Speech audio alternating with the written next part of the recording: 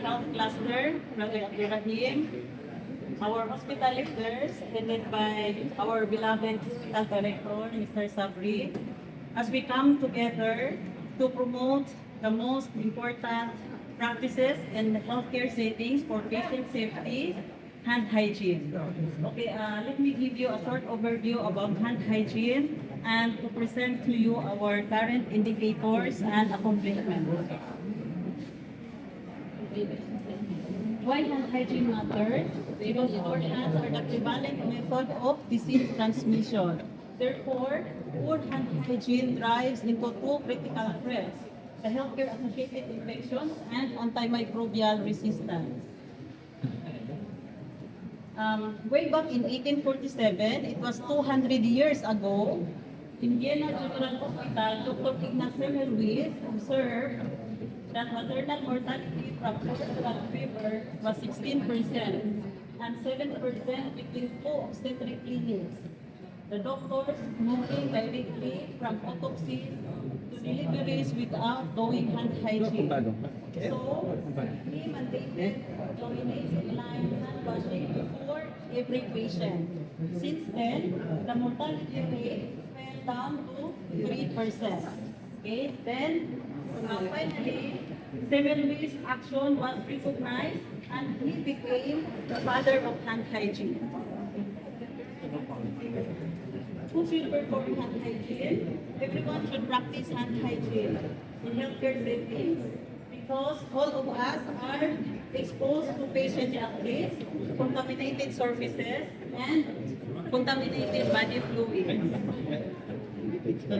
Where is hand hygiene needed? It is needed in all the patients, in all the hospital areas, such as patient rooms, storage areas, consultation or treatment rooms, and in common areas as well, such as waiting areas, corridors, and reception.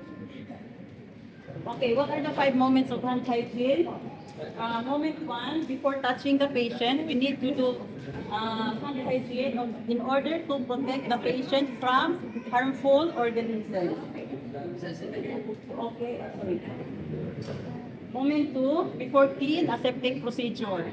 This is to protect the patient transferring or harboring organisms from contaminated surfaces or from our hands. Moment 3, after body fluids exposure, we need to do, all healthcare workers should do hand washing because we are at risk for contaminated body fluids. Moment 4, after touching the patient, to protect ourselves from transferring the infection from the patient to ourselves. After moment 5, after touching the patient's surroundings, to protect the environment from any harmful organisms. Hand hygiene is a simple moment of impact. It is a core duty of every healthcare workers. This is not optional. It must be performed correctly according to the 5 moments of hand hygiene to become effective.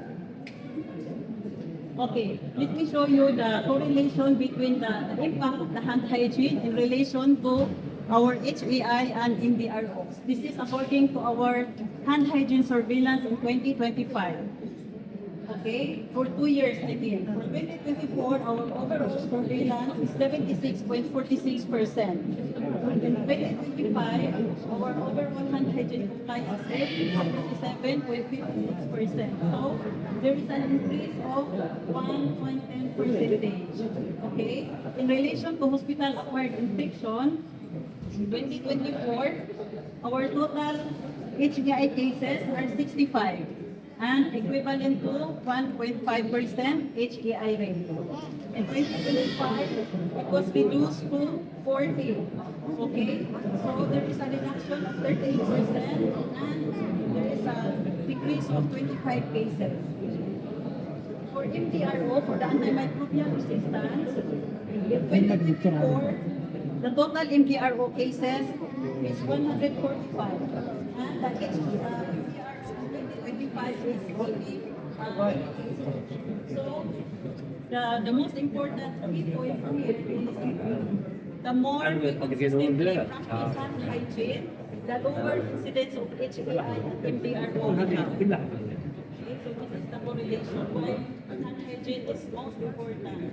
Okay, this is the key performance indicators for 2025 according to the professional category. Doctors, they have 78.75% compliance rate. For nurses, 81.25%, and for other healthcare workers, 76%. Compliance by shift time. During morning shift, the compliance of hand hygiene is 78.45%. In the evening shift, it's 76.66%, and in the night shift is 75.91%. This is the compliance according to the 5 moments of hand hygiene. Before touching the patient, our compliance rate is only 69.17%.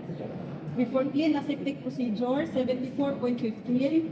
Moment 3 after body fluids, 75.28. Moment 4 after touching the patient, 78.26. And after touching the patient's surroundings, 69%. So we can see here, these are the two low compliance rate, and we have ongoing improvement project up to now. Okay, so our hand hygiene compliance rate per department. In ER, it was 74.68%. In OPD, 74.21%. CTN, 76.56%. ICU, 77.99%. PIC.